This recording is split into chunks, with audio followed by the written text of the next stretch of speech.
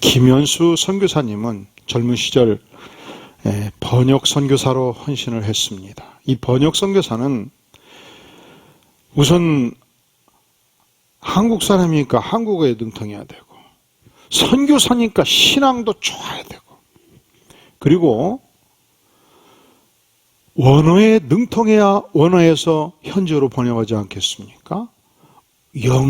원어에 능통해야 되고, 히브리어, 헬라어, 그리고 링귀스틱스, 이 언어학에 또 출중해야 돼요. 그래서 언어학 석사를 공부해야 되고, 현지 들어가면 또 뭘 공부해야 되겠습니까? 현지어를 완전히 마스터해야 되고, 그리고서 이 인도네시아 이리안 자야 식인 부족 끄에로바 지역에서 신약 성경을 완전히 번역하고 제자를 양성해서 교회를 맡기고 국내에 들어와서 국내를 거점으로 이 세계 선교를 해나가는 선교사님입니다. 그런데 바로 인도네시아 이리안 자야와 같은 섬에 있는 옆 동네, 그 국가가 바로 파푸아 뉴기니입니다.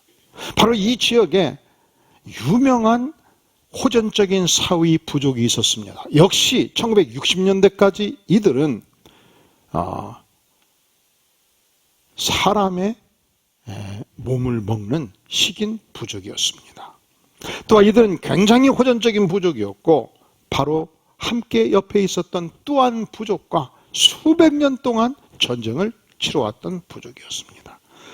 그런데 1962년도 카나다 출신의 돈 리차드슨 선교사님이 기도하면서 이 식인 부족의 선교하러 들어간 것입니다. 근데 이 부족은 그 덕목이 말이죠, 기가 막히게 상대방을 속여서 배신하면 영웅이 됐던 그런 민족이에요. 그러니까 옆집의 아저씨에게 친절을 베풀고 도움을 주고 우정을 쌓다가 결정적인 순간에 새벽에 급습을 해가지고 사람을 죽이고 잡아먹어요. 그러면 그 지역에서 영웅이 된단 말이죠. 그러니 돈 리차드슨 선교사님이 얼마나 생명이 위험했겠습니까? 그래서 조심조심 접근하면서 복음을 증거하기 시작을 했는데, 아무리 예수님의 복음을 증거해도 감흥을 하지 않는 민족이었습니다. 예수님은 제자 12명을 선정하셨습니다. 함께 다니시면서 고통하는 영혼들을 한 사람 한 사람 고치셨습니다. 중풍병자도 고치셨습니다. 38년 된 중풍병자도 고쳤고, 예수님의 옷깃만 스쳐도 혈루병 앓는 여인이 깨끗이 나음을 받았습니다. 감흥이 없어요. 감동이 없어요. 그런데 어느 날 유다 이야기를 시작하게 했을 때 예수님은 유다를 진심으로 신뢰를 했습니다. 예수님은 12명의 제자 70문도가 더불어서 여행을 하면서 필요한 모든 경비를 유다에게 맡겼습니다. 일반적으로 기업도 샘본이 흐른 사람은 재정부장을 안 맡겨요. 이 내 호주머니 있는 돈하고 회사 돈하고 막 섞어서 쓰는 사람은 맡기면 되겠습니까? 안 맡겨요. 샘본이 분명하고 회사를 사랑하고 정직하고 열심히 있고 충성심이 있는 자한테 재무담당 이사를 맡겨야 되지 않겠습니까? 예수님도 특별히 유다를 사랑해서 재정을 맡긴 것입니다. 그런데 어느 날 바리새파 지도자들과 내통을 해서 예수님을 죽이려는 자들과 내통을 해서 어떻게 예수님을 넘겨주겠다고 약속을 하고 뇌물을 받게 된 것입니다라고 얘기하는 순간 막 박수를 치고 막 일어서 가지고 환호성을 부르면서 흥분을 하더란 말이죠. 야시 하면서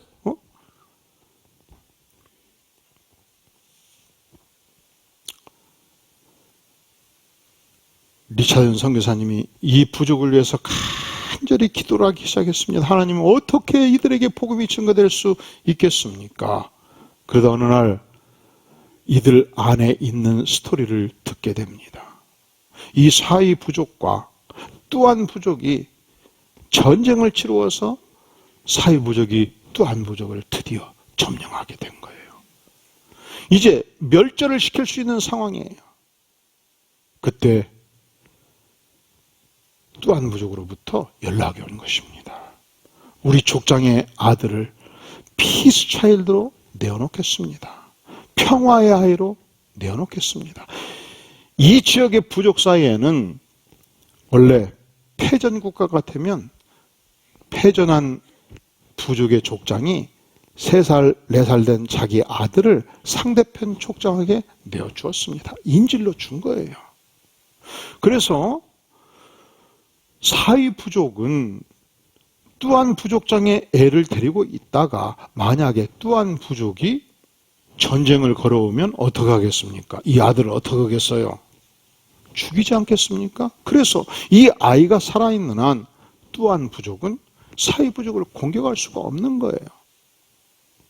그런데 문제는 뚜한 부족원들 중에서 족장의 허락을 받지 않고 야밤에 기습할 수 있잖아요. 그러면 죽임을 당할 수 있습니다. 또 이 아들을 잘 금지옥지 기르고 싶었는데 병들어서 죽으면 공격이 올 수 있어요. 그러니까 이 평화의 와인은 불완전한 평화였습니다. 언제든지 깨질 수 있는 평화였습니다. 이 소식을 듣고 갑자기 하나님께서 돈 리차드슨 선교사들에게 이 복음을 전할 수 있다? 감동의 깨우침이 오게 된 것입니다. 그는 온 부족원들을 어느 날 잔치에 초대를 했습니다.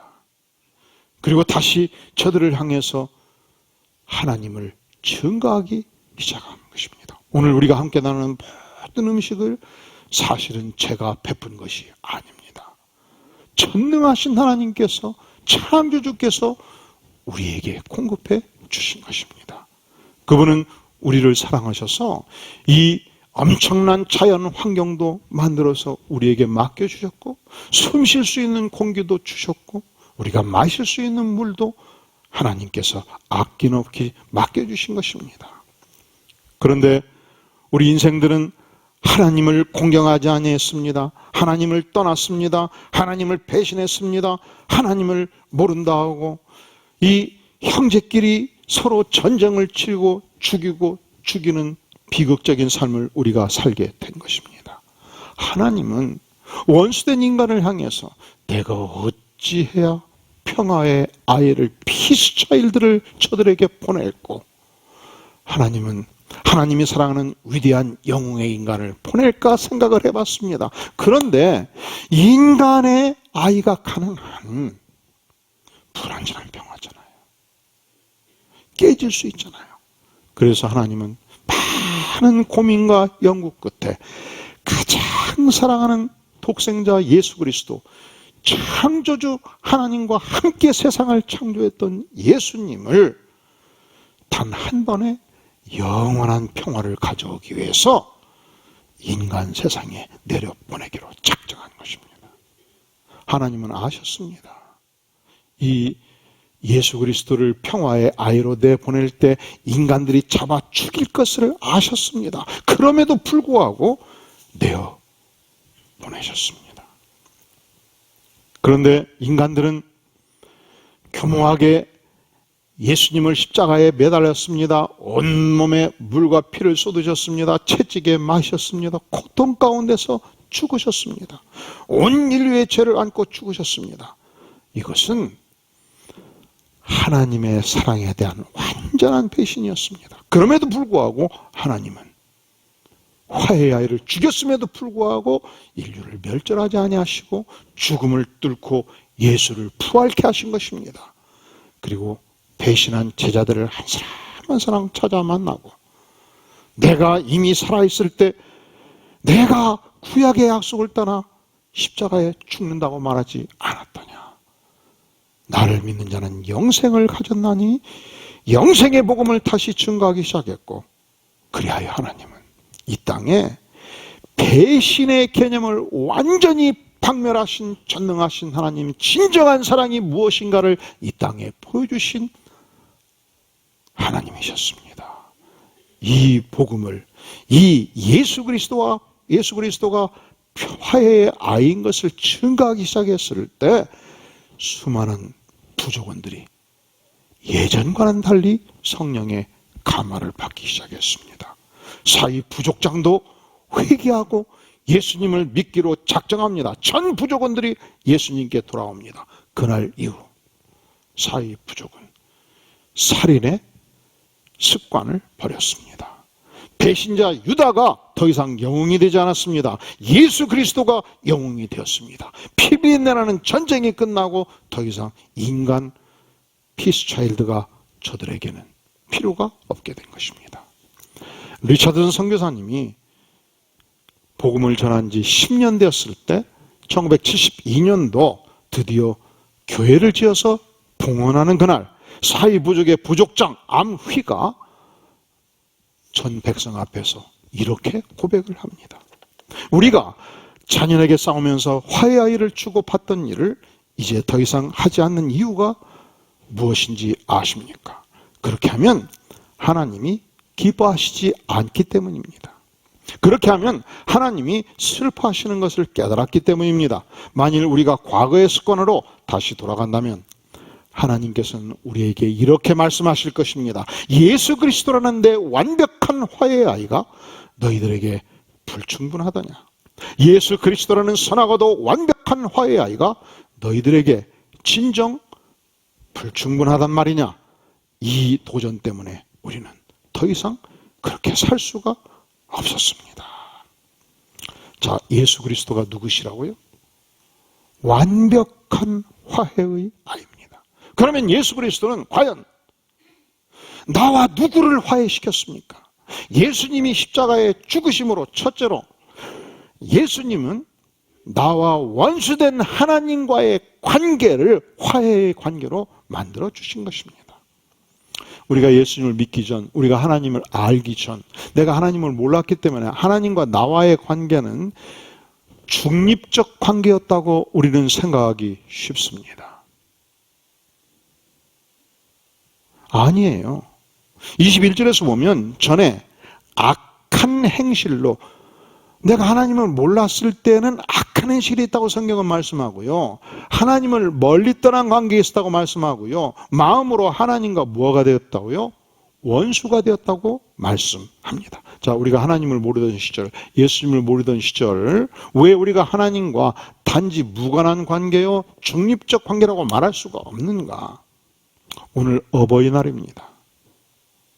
우리 어르신들은 이 6.25 전란을 겪으면서 그 4.19, 5.16 혁명을 겪으면서 혹은 일제시대를 겪으면서 큰 많은 세월을 살면서 어떤 경우에도 자녀를 새끼 음식을 먹이고 최선의 교육을 시키는 부분에 있어서 단 한 번도 소홀히 여긴 적이 없으신 분들입니다. 내가 내 아들, 딸들을 향해서 새끼 양식을 먹일 수만 있다면 무엇이든지 하고자 했던 사랑의 어버이들 아니십니까? 그렇게 기르셨고 우골탑이라고 그래서 시골에서 대학을 보내면 농사 지을 때 소 한 마리가 목숨만큼 소중해요. 소가 있어야 밭을 가고 소가 있어야 농사를 짓는데 그 소를 딱 팔아서 큰아들 등록금을 대셨어요. 그리고 소가 없으면 내 온몸으로 일을 해야 된다고요. 그래서 60년대, 70년대 그 대학을 우골탑, 소뼈를 갈아서 만든 탑이라고 말했지 않습니까? 그렇게 우리를 길러주셨습니다. 그런데 장가 가더니 한 10년 동안 어버이날 아무 연락이 없어. 응? 생신 때도 아무 연락이 없고 명절 때도 아무 연락이 없고 그러면 우리 아버지와 내가 중립적 관계가 유지가 됩니까? 중립적 관계가 유지가 되냐고. 유지가 됩니까? 왜 답변이 없어요? 그런 자식을 뭐라 그래요? 저런? 세상이 다 말해. 저런? 호로자식. 저런? 불효자식. 그렇습니다. 지상의 아버지는 나를 낳아주시고 길러주시고 나를 교육을 시켜주셨습니다. 천상의 아버지는 나의 부모를 주셨고 천상의 아버지는 천지를 창조하셨고 천상의 아버지는 나에게 은사와 재능을 주셨고 근원적인 생명의 원천이 되신 분이십니다. 그런데 그 천상의 아버지를 나몰라하고 영광을 돌리지 않고 그분을 존경하고 경배하지 않는다면 결코 중립적 관계가 아니에요. 원수 관계예요. 악한 행실이 여기서부터 나온다고 말씀해요. 그래서 바울사도는 로마서 1장 28절에서 또한 그들이 마음에 하나님 인도기를 싫어하며 하나님께서 그들을 그 상실한 마음대로 내버려 두사 합당하지 못한 일을 하게 하셨다 말씀합니다. 무엇이 합당하지 못한 일입니까? 로마서 1장 29절 이하 곧 모든 불의와 추억, 탐욕, 악의가 가득한 자요, 시기, 살인, 분쟁, 사기, 악독이 가득한 자요, 수근수근하는 자요, 비방하는 자요, 하나님께서 미워하시는 자요, 능욕하는 자요, 교만한 자요, 자랑하는 자요, 악을 도모하는 자요, 부모를 거역하는 자요, 우매한 자요, 배약하는 자요, 무정한 자요, 무자비한 자라. 이것이 하나님을 마음에 두기 싫어할 때, 하나님으로부터 최대한 멀리 떨어져 갈 때 행하는 인간의 악한 행실이라고 성경은 규정 짓습니다. 이것이 하나님과 나 사이의 원수 관계라고 성경은 규정 짓습니다. 이것을 청산시키기 위해서 하나님께서는 가장 사랑하는 독생성자 예수 그리스도를 이 땅에 내어주셨고 십자가에 피 흘리기까지 내어주심으로 그 모든 피 흘리심으로 내 인생의 죄가를, 하나님과의 원수된 관계를 모두 녹여내셨습니다. 22절, 이제는 그의 육체의 죽음으로 말미암아 화목하게 하셨습니다. 주께서 육체로 죽으심으로 하나님과 나 사이의 원수된 관계를 화목의 관계로 만들어 주신 것입니다. 자, 예수님의 피 흘리심은, 예수님의 십자가는 누구와의 관계를 화목하게 하셨는가? 첫째로 전능하신 하나님과 나와의 관계를 화목하게 하셨어요. 두 번째로 예수님의 십자가는 무엇을 화목하게 하셨는가? 나와 세상의 원수와의 관계를 화목하게 하신 거예요. 나와 이웃과의 관계를 화목하게 하신 것입니다. 우리가 인생을 살다 보면 최선을 다해서 공대를 해도 불편한 관계가 생깁니다. 원수 관계가 생깁니다. 예수님이 십자가에 죽으심으로 이 모든 원수 관계를 화목하게 하셨습니다. 예수님이 십자가에 죽으심으로 철천지 원수 수백 년 동안 전쟁을 치루었던 서유족과 뚜안족, 시신을 뜯어먹는 이 무지막지한 범죄 가운데 살았던 이 두 종족을 화해시킨 것입니다. 나와 원수와의 관계를 완전 무결하게 화해하도록 인도해 주셨습니다. 여러분, 사단의 주특기는 인간과 인간의 관계를 갈라내는 갈라치기예요. 사단이 가는 곳에는 분열이 있습니다. 사단이 가는 곳에는 전쟁이 일어납니다. 마귀가 가는 곳에는 각종 부패의 냄새를 풍기도록 만듭니다. 가인이 처음부터 아벨을 미워했겠습니까? 형제였지 않습니까? 사랑했겠죠. 그런데 사단이 역사했어요. 왜 하나님은 아벨의 제사는 받으시고 나의 제사는 받지 않단 말인가? 미움이 생겼어요. 시기 질투가 생겼어요. 분노가 일어났어요. 어느 날 갑자기 동생 아벨을 쳐 죽입니다. 피 흘립니다. 인류 최초의 살인의 죄를 범했습니다. 사단이 가인 안에 역사하는 것입니다.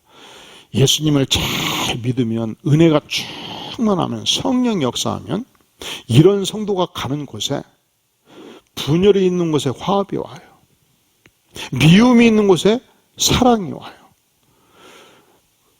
그 사람이 가는 곳곳마다 환영을 해요. 근데 똑같이 예수를 믿어도 예외적으로 그런 사람이 있어요. 그 사람이 가면 아주 좋은 관계가 자꾸 갈라치기가 일어나요. 사단이 역사예요. 어려움이 생겨요. 그래서 그분이 우리 부서에 올까봐 미리부터 알고 연막을 치기 쉬워요. 여러분, 미워하지 마세요. 사람이 잘못된 거 아니고 그 사람 안에서 역사하는 사단이 갈라치기라는 거예요. 또 이런 얘기하면 좀 제가 걸리는 게 끝나고 또 와요. 몇 분이, 목사님 우리 교회에서 누가 그래요?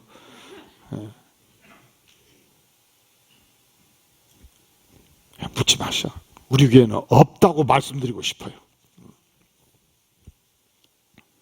근데 인간 구조가 사단이 역사하면 내가 사단의 도구로 그렇게 쓰임받을 수 있다는 걸 알고 기도하고 성령 충만을 구하고 하나님께서 나와 하나님을, 나와 원수를 모두 화해시킨 이 은혜 앞에 강한 삶을 사실 수 있기를 주의 이름으로 축원합니다. 갈라디아서 3장 8절을 말씀하기를 너희는 유대인이나 헬라인이나 종이나 자유인이나 남자나 여자나 다 그리스도 예수 안에서 하나이니라 말씀하셨습니다. 어찌 유대인과 이방인이 하나가 될 수 있겠습니까? 유대인들은 본인들만 하나님의 선택받은 특별한 백성이라고 생각했고 이방인들은 짐승이라고 생각했던 백성이에요. 어찌 하나가 될 수 있겠습니까? 예수님을 믿을 때 저들은 하나가 되기 시작했습니다. 예수님을 믿고 십자가의 복음을 알았을 때 유대인들은 자신들의 특권을 내려놨습니다. 이방인들은 하나님의 백성된 영광과 축복을 알았습니다. 함께 섬기고 교제하는 축복을 누리게 된 것입니다. 어찌 주인과 종이 하나 될 수 있겠습니까? 그 시대 주인들은 귀족들이었습니다.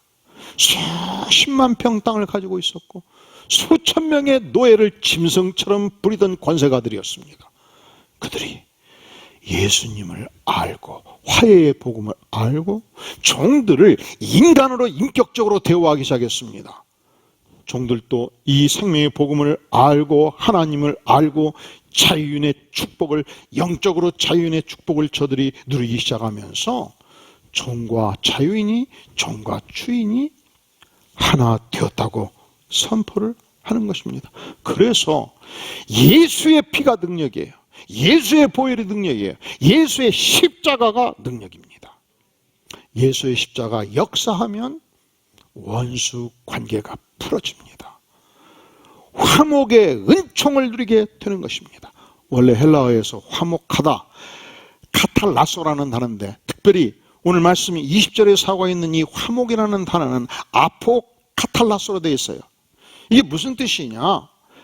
화해하되 화목시키되 예수 십자가로 화목되는 것은 철저하게 완전하게 100% 화목시키다, 화해시키다 이 뜻을 가지고 있는 것입니다. 사이족과 또한족이 나누었던 인간 피스 차일들은 한계가 있어요. 불완전해요. 그러나 예수 그리스도가 이 땅에 오셔서 십자가에 죽고 우리에게 복음을 주실 때는 이 화해는 완전한 화해로 100% 화해로 역사한다는 것입니다. 예수님께서 십자가에서 피 흘리심은 우리에게 무엇을 포장하셨는가? 하나님과 나 사이에 원수된 관계를 100% 청산해 주시고 화해의 길을 열어주셨습니다. 두 번째, 나와 이웃과의 관계, 나와 원수와의 관계에서 100% 화해의 축복을 허락해 주셨습니다. 셋째로, 예수님께서 십자가에서 피 흘리심은 이 복음을 아는 나로 하여금 화해의 복음을 증거하는 전권대사가 되게 해주신 것입니다. 내가 누굽니까? 십자가의 보혈로 하나님과 원수 관계를 청산한 자입니다. 십자가의 보혈로 내가 세상과 원수와의 관계를 청산한 자예요. 이 십자가의 보혈의 능력을 아는 나를 하나님께서 복음의 전권대사가 되게 하셨다는 것이죠. 우리 다 함께 23절 읽겠습니다. 시작. 만일 너희가 믿음에 거하고 터 위에 굳게 서서 너희 들은 바 복음의 소망에서 흔들리지 아니하면 그리하리라. 이 복음은 천하 만민에게 전파된 바요 나 바울은 이 복음의 일꾼이 되었노라. 바울은 자신이 이 위대한 복음의 전권대사가 될 자격이 없다는 것을 누구보다 잘 알았습니다. 그래서 그는 자주 고백을 해요. 나는 죄인 중에 괴수다. 나는 만삭되지 못하여 태어난 자다. 나는 교회를 핍박하고 믿는 백성들을 살인 언도까지, 사형 언도까지 되었던 참으로 부족한 사람이다. 나는 사도 중에 말째다. 그럼에도 불구하고 주께서 나를 하나님과 원수된 모든 관계를 청산하게 해주셨고 교회의 백성들을 체포하고 구금하고 사형언도를 내었던 이 모든 죄가를 용서해 주시고 십자가의 보혈로 원수관계를 100% 청산해 주셨다. 그리고 그 하나님께서 나를 23절 마지막 나 바울은 이 복음에 무엇이 되었다고요? 일꾼이 되었노라 고백합니다. 천하 만민에게 증거하는 복음의 일꾼이 되었다 표현합니다. 이 복음의 일꾼의 개념은 기쁜 소식을 증거하는 사역자가 되었다 이 뜻입니다. 미니스터. 복음의 소식을 증거하는 하나님의 종이 되었다. God servant가 되었다 이 뜻입니다. 하나님의 전권대사가 되었다는 뜻입니다. 여러분 국가도요. 이 국가 대 국가 관계에서 아주 중요한 국가의 대사들은 미국 대사, 영국 대사, 이 중요한 국가의 대사들은 아무나 임명하지 않아요. 외교관 중에서도 아주 출중한 외교관. 그리고 국가의 신임도를 위해서 대통령의 특별한 신임을 받는 자. 또 외교관과에도 그 외무고시를 패스해서 20년, 30년 동안 국제관계를 아주 소상하게 다루어 본 전문가 외교관. 그런 사람을 임명하지 않습니까? 그런데 하나님께서 이 위대한 복음, 하나님과의 완벽한 원수관계를 청산하도록 돕는 복음, 천국 백성을 양성하는 복음, 인간과 인간과의 온전한 화해의 관계를 이끌어가는 이 생명의 복음을 증거하는 전권대사로 누구를 임명했습니까? 만약에 삼과 고시패 쓴 사람만 임명한다. 얼마나 우리가 절망해요. 외무고시, 행정고시, 사법고시, 로스쿨을 졸업한 자만 임명한다. 우리는 불가능하죠. 누구를 임명하셨습니까? 예수 십자가의 복음을 믿고 예수 십자가로 하나님과 원수된 관계를 청산한 자들, 천국 백성들. 이 복음을 알고 인간 원수 관계를 청산한 백성들, 저들을 하나님께서 이 복음의 전권대사로 임명해 주신 것입니다. 믿습니까? 얼마나 감사한 일입니까? 하나님은 인간적 조건을 따지지 않습니다. 신분적 조건을 따지지 않습니다. 얼마나 교육받는가를 따지지 않습니까? 이 복음을 진실로 아는가? 그러면 천하 만민에게 이 복음을 증거하는 전권대사의 직분을 맡겨주시는 것입니다. BC 460년경 유럽의 문명의 중심 도시는 그리스 반도였습니다. 여기에서 헬레니즘 문명이 꽃피웠죠. 지난 5천년의 인류 역사는 두 문명의 상승관계라고 말해요. 그리스 반도에 출발했던 그리스 문명, 헬레니즘의 문명, 그리고 중동 지역에서 구약성경과 신약성경을 중심으로 꽃피웠던 헤브라이즘 문명, 이 두 명이 인류 역사의 중심축의 문명입니다. 그런데 그리스 반도의 가장 중심되는 도시가 아테네였습니다. BC 490년에 중동 전체의 패권을 장악했던 거대 제국 페르시아 제국이 전군을 동원해서 그리스 반도를 침략해 들어갔습니다. 역부족이었어요. 아테네는 모든 젊은이를 동원해서 전쟁터에 보냈습니다. 그리고 스파르타로 하여금 군대 파병을 요청을 했는데 파병한다고 하고서 그리스 반도 내에서 아테네 도시국가와 스파르타 도시국가는 적성관계에 있었거든요. 그러니까 이번 기회에 아테네가 망해버리라 하고서 군대를 파견하기로 하고 차일피일 미루던 차에 이 아테네를 점령하는 가장 빠른 길, 그 평원지역, 마라톤 지역에 이미 페르시아 군대는 진입을 해버린 것입니다. 절망이었습니다. 그때 아테네의 장군은 모든 젊은이들 하여금 불을 지르는 연설을 진행합니다. 아테네의 멸망은 그리스의 멸망이고 그리스의 멸망은 인류 문명의 멸망이다. 목숨을 걸고 싸워라. 총공세를 명했습니다. 한 발자국도 물러서지 말라. 천장병은 사력을 다해서 문명을 보호하라. 아테네를 방어하라.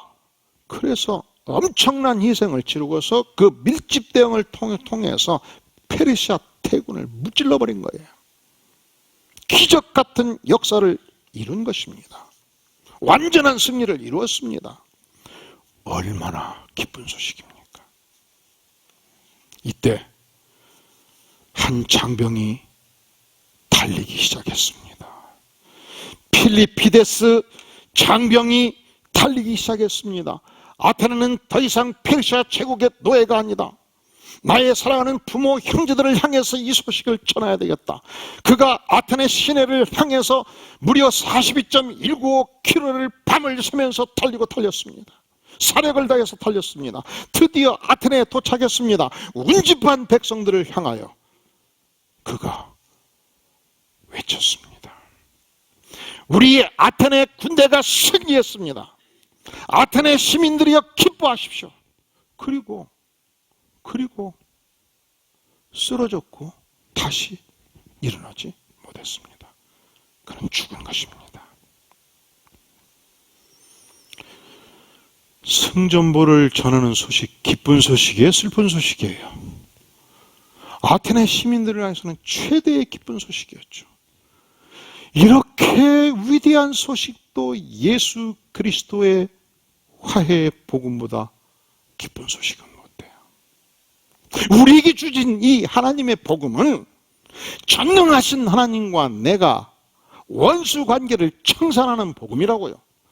세상에서는 도저히 청산할 수 없는 세상의 원수들과의 관계를 평화의 관계로 바꿔가는 생명의 복음이라고요. 이 복음은 지상의 생애뿐만 아니라 믿음으로 영원한 세계에 나아가는 생명의 복음이라고요. 믿습니까? 그렇다면 묻겠습니다. 여러분은 이 위대한 복음을 안고 여러분이 가장 사랑하는 부모, 형제, 이웃을 향해서 천하 만민을 향해서 어떻게 이 복음을 사력을 다하여 외치시고 있나요? 기도하시겠습니다. 영광의 주님, 죄 많은 인생 용서해 주시고 받아주시고 하나님과의 원수된 관계를 청산해 주시고 영생을 선물로 주신 것을 감사를 드립니다. 영광의 주님, 우리가 이 복음에 온전히 감격하며 이 땅에 잃어버린 영혼들을 구원하는데 주님 전권대사의 직분을 수행할 수 있도록 은혜를 베풀어 주시옵소서. 예수님의 이름으로 간절히 기도하옵나이다. 아멘.